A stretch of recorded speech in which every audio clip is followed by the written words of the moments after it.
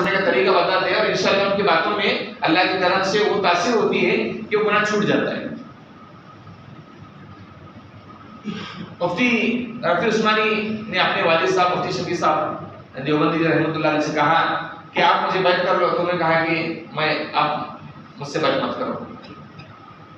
پھر افریقہ کے سفر کے اندر گئے، پونے 2 مہینے وہاں رہے، تو پھر اب والد ہے بیٹا ہے تو فری ماحول رہتا ہے، تو انہوں نے اس تنہائی کے اندر اپنے والد سے پوچھا کہ آپ ہم کو بیعت کیوں نہیں کر رہے؟ تو کہا دیکھو باپ اور بیٹے کا جو تعلق ہوتا ہے شفقت اور محبت والا تعلق ہوتا ہے۔ باپ بیٹے پر بہت زیادہ مہربان ہوتا ہے اور بیٹا باپ سے اس معاملے میں فری ہوتا ہے۔ اب جب بیعت ہو جائیں گے تو وہاں پر بے تکلفی اور فری ماحول چلتا نہیں ہے، اس لیے وہاں پر بہت احتیاط کے ساتھ آپ کو کام کرنا پڑے گا۔ اب آپ بیعت کس سے کرو؟ پوچھا بیعت کس سے کرو ہم؟ تو کہا کہ آپ بیعت کرو عارف باللہ حضرت ڈاکٹر عبدالحی صاحب رحمۃ اللہ علیہ سے، بہت بڑے اللہ والے تھے، لیکن پورے عالم نہیں تھے، پورے عالم نہیں تھے، بعض اب تک کسی مدرسے میں پڑھا نہیں تھا، لیکن آج جو مفتی تقی عثمانی کا پوری دنیا میں ڈنکا بج رہا ہے اور مفتی رفیع عثمانی کا پوری دنیا میں ڈنکا بج رہا ہے، عرب کے علماء بھی ان کے سامنے گھٹنے ٹیک دیتے ہیں، ایسے اللہ والے یہ بیعت کس سے ہوئے؟ اس آدمی سے بیعت ہوئے جو بعض اب تک پورا عالم نہیں ہے، کسی مدرسے سے عالم کی ڈگری نہیں لی انہوں نے، ان سے بیعت ہو گئے۔ اور پھر مفتی رفیع عثمانی فرماتے ہیں کہ چند دنوں کے بعد ہمارے والد صاحب کا انتقال ہو گیا، انتقال ہونے کے بعد ہمارے ڈاکٹر عبدالحی صاحب جو ہمارے پیر تھے، میں اور ہمارا بھائی مفتی تقی عثمانی دونوں کھڑے ہوئے اور ہم نے کہا کہ آپ جب موجود ہیں تو ہمیں ہمارے یتیم ہونے کا ہے کوئی کہ ہم یتیم ہو گئے ایسا ہمیں محسوس نہیں ہوتا ہے۔ تو انہوں نے کہا کہ آپ کو بھی جب تک میں زندہ ہوں، ڈاکٹر عبدالحی صاحب رحمۃ اللہ نے کہا جب تک میں زندہ ہوں تب تک آپ کو ایسا محسوس ہونے بھی نہیں دوں گا، موت تک ایسی حالت رہی جیسے باپ اور بیٹی کی حالت رہتی ہے۔ ڈاکٹر عبدالحی صاحب رحمۃ اللہ نے کہا مفتی رفیع عثمانی کو 4 کام ایسے ہیں جو شریعت اور طریقت اسلام کے مکمل نظام سے آدمی اگر کوئی مکمل پابندی کے ساتھ کرے گا، اور 4 کام کیسے ہیں جس میں نہ زیادہ پیسہ لگانے کی ضرورت ہے، نہ زیادہ مال لگانے کی ضرورت ہے، نہ زیادہ وقت لگانے کی ضرورت ہے، آسان کام ہے، مجاہدہ نہیں ہے اس میں کچھ، لیکن اس زمانے میں اگر کوئی آدمی اس کو کر لیتا ہے تو انشاءاللہ جنت تک پہنچ جائے گا۔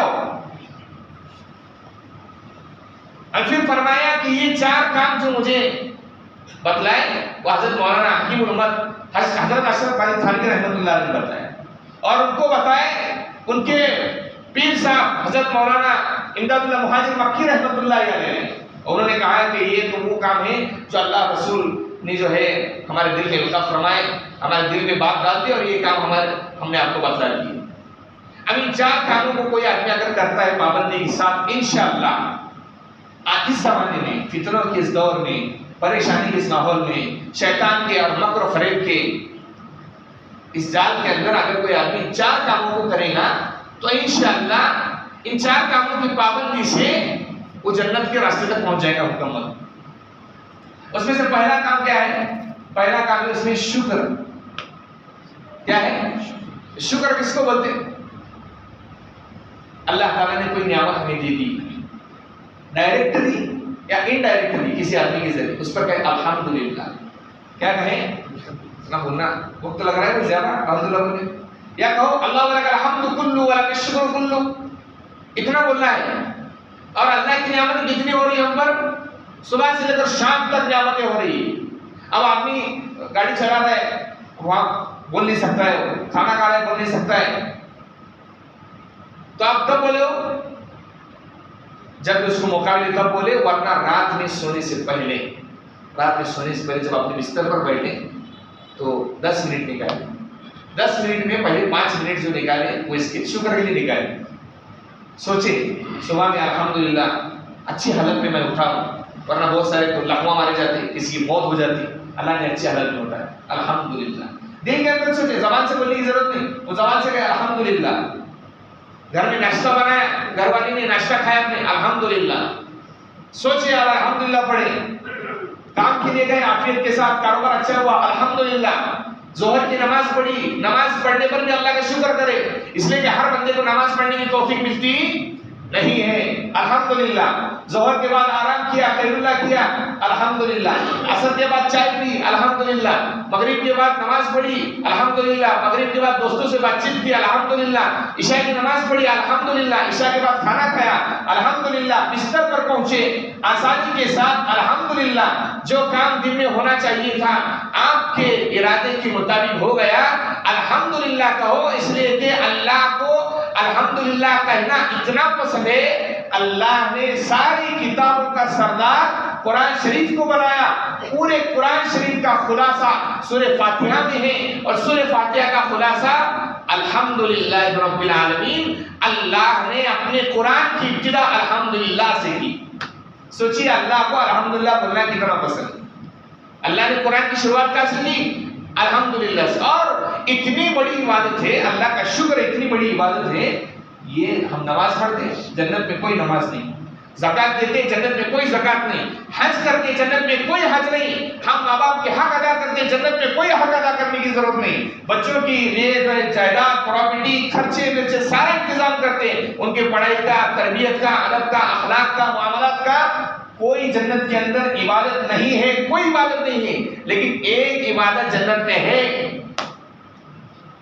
ایک عبادت جنت میں قرآن کریم کے اندر اللہ کے 11ویں پارے میں فرماتے ہیں وَآخِرُ دَعْوَانَا أَنِ الْحَمْدُ لِلَّهِ رَبِّ الْعَالَمِينَ، اور جنتی لوگوں کی آخری پکار جو ہوں گی وہ ہوں گی الحمدللہ رب العالمین۔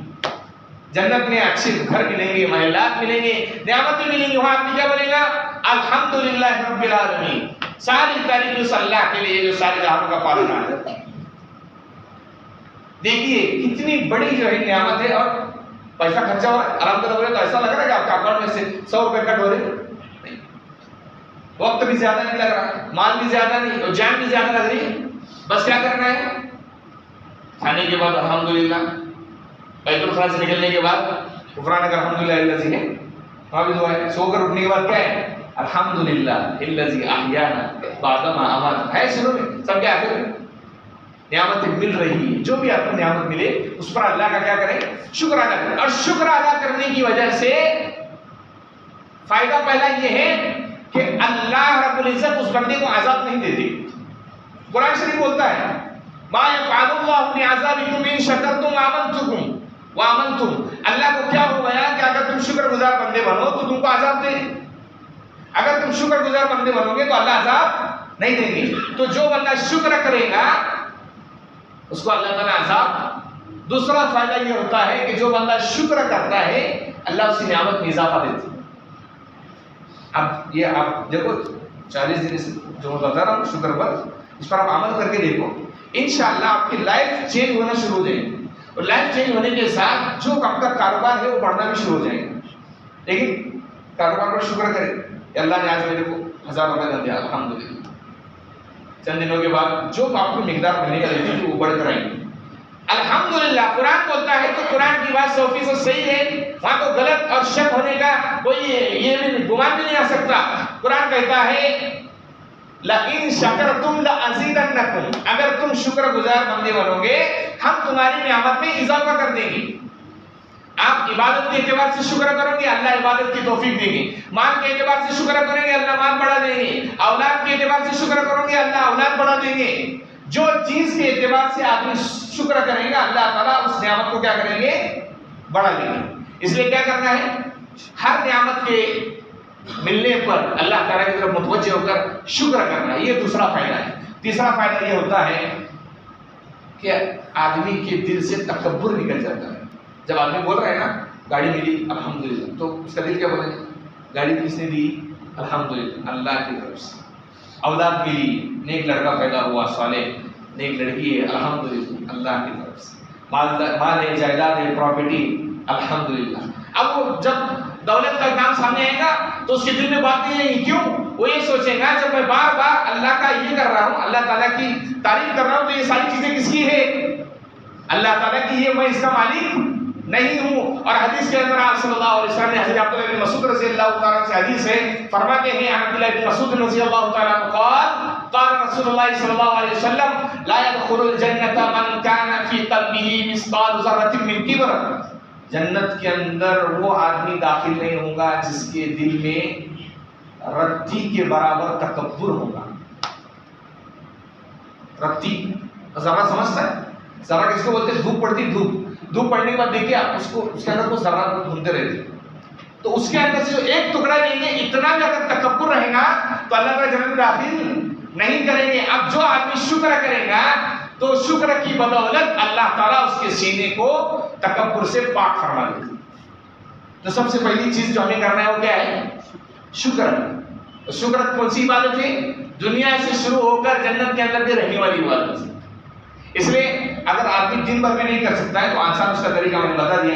جیسے آپ کھانا کھائے الحمدللہ، پیسہ ملا الحمدللہ، لڑکے نے ہمارا کام سنا الحمدللہ، ہمارے مطابق کام ہوا الحمدللہ. اب اتنا بھی اس کو ٹائم نہیں مل رہا ہے تو آسان یہ ہے رات میں بستر پر جانے کے بعد جب بیٹھے بستر پر تو وہاں جان نماز بچانے کی ضرورت نہیں، وضو کرنے کی ضرورت نہیں. اللہ کا شکر ایسا ہے کہ ناپاکی کی حالت میں بھی آدمی لے گا اللہ اس کو قبول فرما دے. چار زانو بیٹھے اور صبح سے شام تک جو جو نعمتیں اللہ کی طرف سے آپ کو ملی ہیں اس کو یاد کریں. وہ یاد کریں، زبان سے یاد کرنے کی ضرورت نہیں، دماغ میں یاد کریں. اور زبان سے کیا کریں؟ الحمدللہ. دماغ میں یاد کریں، زبان سے کہیں الحمدللہ. تو انشاءاللہ اس کی بدولت کیا ہو جائے گی، اللہ تعالیٰ ہماری زندگی کے اندر